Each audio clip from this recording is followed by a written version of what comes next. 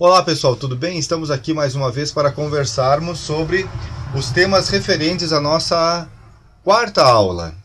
Então, de um certo modo, é bem importante destacar que este tema é bem amplo, tanto é que ele está dividido em duas partes, não é? Então, a primeira parte trata especificamente sobre a história do índio brasileiro, a sua origem, a sua formação e até mesmo a destruição da sua própria realidade a partir da invasão do homem europeu na região das Américas, que nós conhecemos hoje como Brasil, especificamente o nosso país.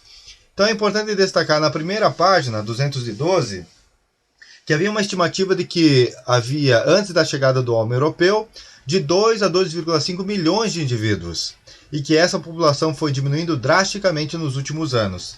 Darcy Ribeiro é considerado um dos maiores indigenistas do Brasil, um dos maiores estudiosos sobre a vida indígena. Então ele destaca aqui, em 1900 havia 230 grupos tribais no Brasil, que ficaram reduzidos em 57 a 143 grupos. Em aproximadamente meio século, desapareceram 87 grupos indígenas do território brasileiro. De um modo geral, é importante destacar a concentração maior de índios na região amazônica, isso é muito claro, né? Então, quase 63% da população indígena vive ainda hoje na região amazônica, né?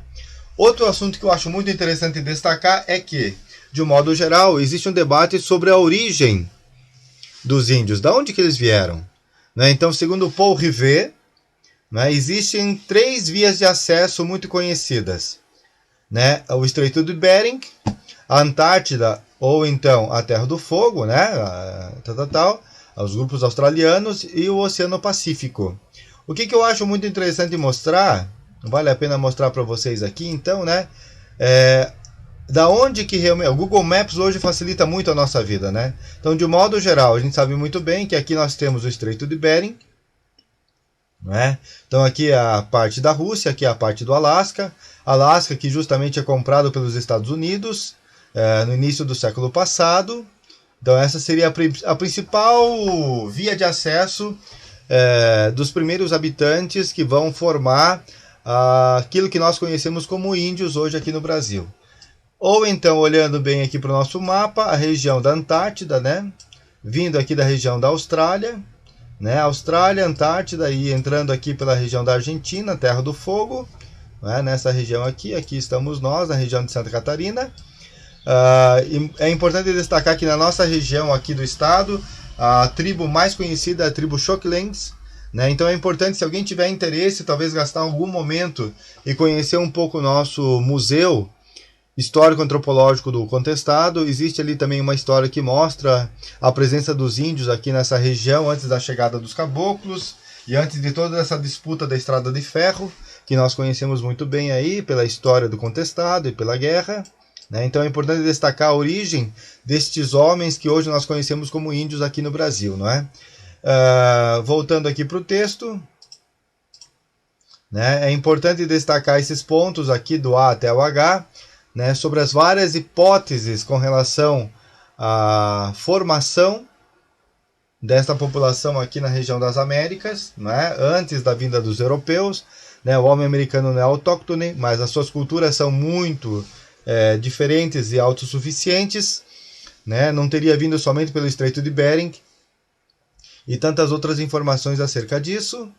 Pulando aqui, é importante destacar também que quando falamos um pouquinho sobre a história desses povos, é bacana a gente perceber o papel dos sambaquis, né? Aqui nós temos também um link bem bacana, ideológico.com.br, falando sobre os sambaquis a partir da própria narrativa da história dos índios que deixaram, afinal de contas, os seus resquícios através do Monte de Conchas.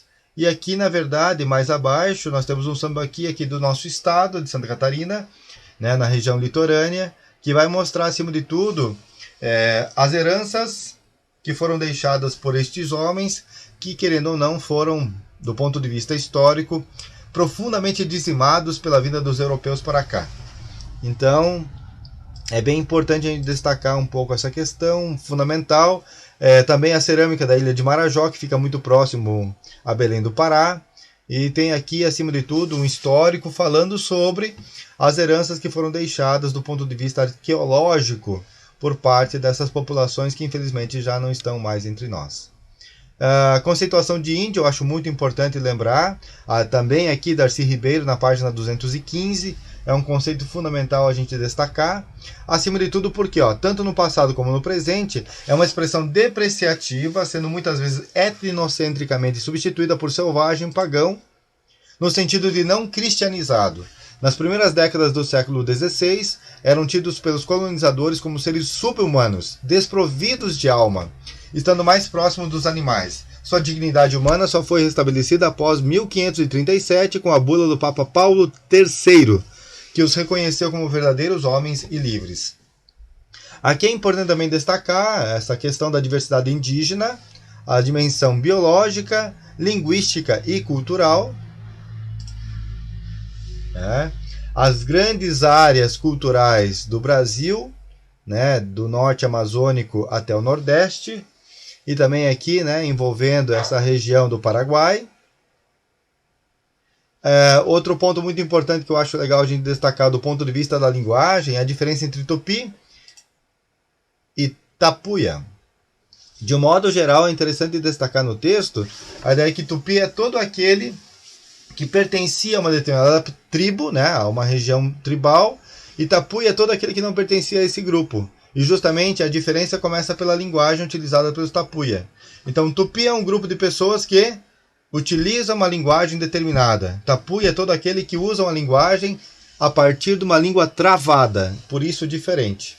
Então, tapuia é todo aquele que é estrangeiro, todo aquele que é diferente do nosso grupo. Então é bem importante destacar esse elemento. Daí os troncos linguísticos, que são bem importantes. A relação que eu acho muito interessante de demonstrar pelo texto é justamente o confronto, a partir da página 219, de índios e brancos. Então aqui é bem bacana essa ideia da fricção interétnica, dos conflitos, das guerras, das disputas que vão acontecer entre culturas, justamente mostrando essa diferença entre selvagem e civilizado. A cultura dominante é a civilizada do europeu, a cultura selvagem é do índio, que é atrasada e que deve ser justamente por isso subjugada. A relação do escambo, que é bem conhecida por todos nós, já desde o ensino fundamental e médio, Então não há grande novidade com relação a isso. O que é muito interessante aqui no ponto da interiorização do Brasil, destacar o fato de que é preciso agora expandir o território, que antes estava apenas focado no litoral, para o sertão ou para o interior. Lembrando, a ideia de sertão é justamente um espaço de pessoas... Melhor, é um espaço despovoado. É um espaço sem pessoas. E que precisa ser ocupado agora para a expansão da produção bovina, produção de gado. Então, todo o Brasil vai ser marcado por isso.